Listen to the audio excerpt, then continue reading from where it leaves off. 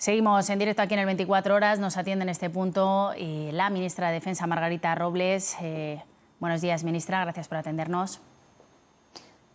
Muy buenos días. Gracias a ustedes. Además, lo hacemos con una buena noticia porque esta noche los infantes de Marina han rescatado en Iskenderun, en Turquía, a un niño de 7 años. Ayer también veíamos ese emocionante rescate de la UME, 2 hermanos y su madre. No sé si nos puede dar más detalles de ese último rescate y qué siente al ver estas imágenes.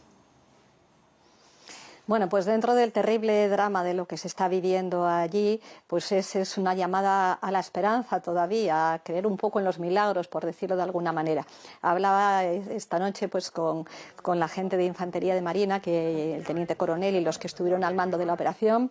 Efectivamente, como ya les hemos dicho, además de la gente de UME, estaban en las proximidades de la zona pues el Juan Carlos I y el Galicia, que se dirigieron allí. Son 2 barcos con infantes de Marina.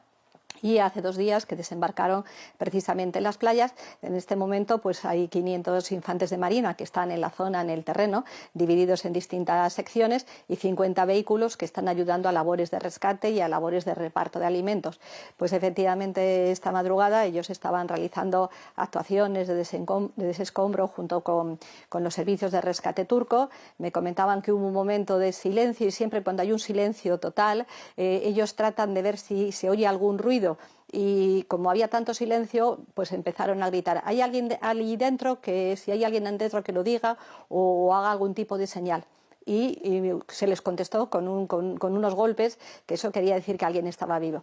Continuaron las labores de desescombro desde donde venían los ruidos, y consiguieron hacer, igual que hizo ayer la UME, una especie de hueco por donde pudieran sacar.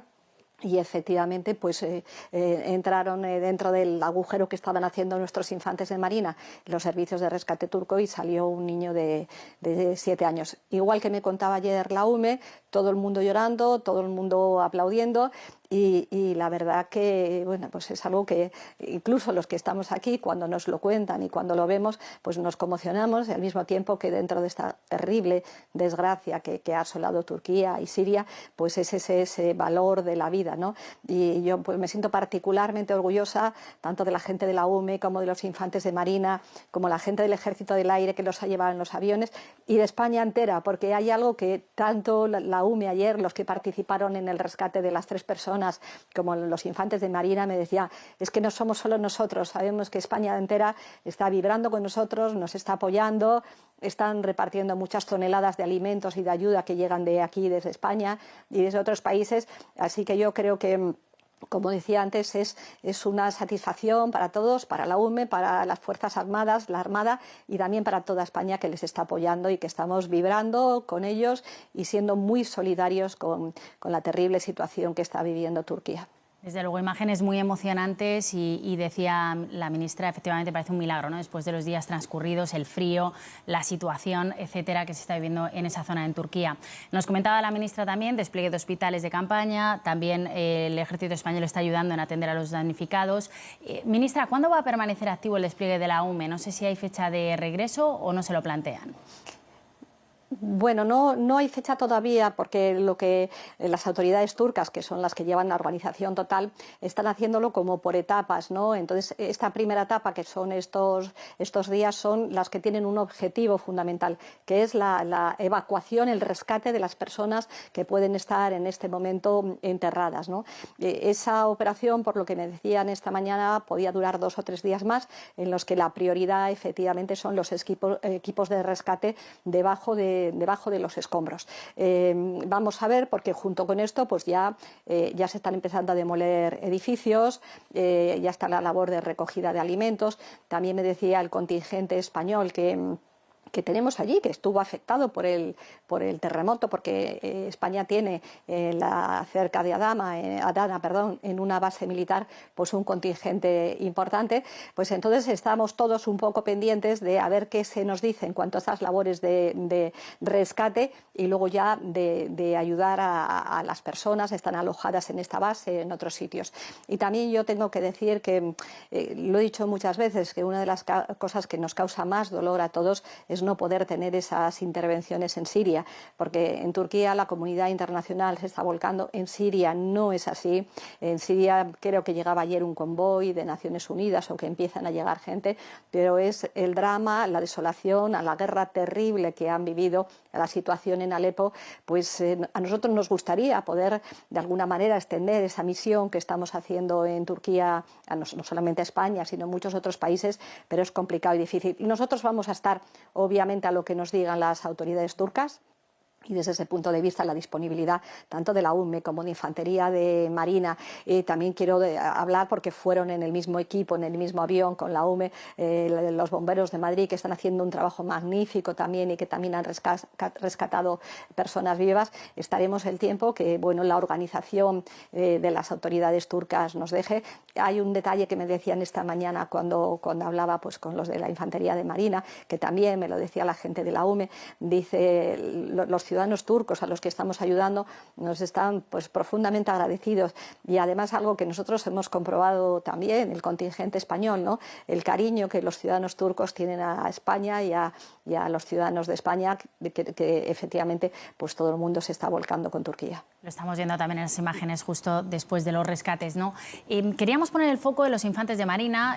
Hablaba usted, ministra, hay unos 500 infantes de Marina ahora mismo, hay varios buques también y están realojando y atendiendo a víctimas de esta catástrofe. No sé si nos puede contar cómo está siendo esa ayuda de España.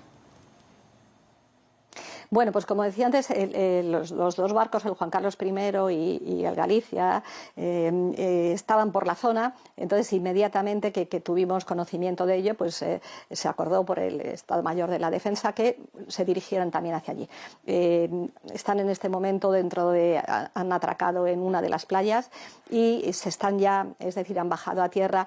En total, esta mañana ya el último dato que teníamos, unos 500, el batallón está completo, con 52 vehículos también, porque esos 52 vehículos que tienen están permitiendo hacer un transporte, por ejemplo, de alimentos. Me decían que ya llevan transportados unas 20 toneladas de alimentos a las distintas zonas, y ahí el trabajo pues es variado, desde ayudar con ese material que llevan a las labores de desescombro que han permitido pues salvar esa vida, como repartir alimentos, esas 20 toneladas, y luego construir alojamientos provisionales, más bien tiendas de campañas y demás, para las personas pues que se han quedado sin hogar, y que además las temperaturas, unas temperaturas muy frías, son temperaturas bajo cero. Me decía también, como decía antes el jefe del contingente, que la base militar donde está España está llena de gente, porque a muchos de ellos, aunque los edificios no se han demolido, no les permiten ir ahí dentro. Y como decía antes, estamos realizando todo tipo de labores, desde lo que es el rescate, pues eso, pico y pala para entendernos, y con todo tipo de técnicas muy sofisticadas para el sonido, para ver si queda todavía gente viva bajo los escombros, hasta el reparto de alimentos, hasta tratar de apuntalar pues edificios que pueden estar para caerse, y sobre todo pues buscar alternativas de alojamiento. Hay que pensar además que las comunicaciones son unas comunicaciones muy complicadas. De hecho, por ejemplo, al equipo de la UME y de los bomberos de Madrid, que fueron en un avión del Ejército del Aire, cuando iban a llegar a la zona del epicentro, a Adana, les desviaron a otro lugar por carreteras. Es muy complicado. Las comunicaciones son difíciles también, y pues a veces hablando con ellos se corta. Pero yo le tengo que decir algo que me parece, con toda la gente que ha hablado, que está allí en primera línea, la emoción que transmiten.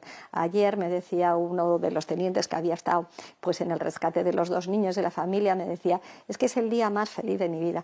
Y hoy todavía, cuando hablaba también con de la Infantería de Marina, lo mismo te transmitían, esa emoción, esa empatía, esa fuerza, y yo ya les decía un poco, pero por favor descansen ustedes, porque también tienen que descansar.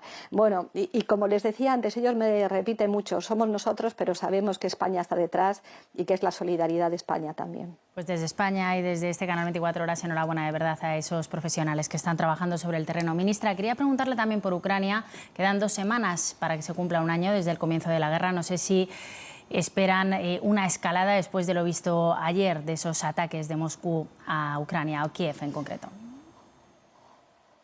Bueno, pues efectivamente va a ser un año de guerra, una guerra absolutamente cruel, atroz, que está vulnerando todas las normas básicas del propio derecho de guerra, porque los objetivos están siendo ciudadanos. Y ayer lo vimos, pues, no solamente en Kiev y en la zona del Donbass, sino a lo largo de toda Ucrania, por medio de misiles, por medio de drones, es decir, vulnerando cualquier norma del derecho de guerra, con unas masacres en las poblaciones allí donde llegan absolutamente tremendas.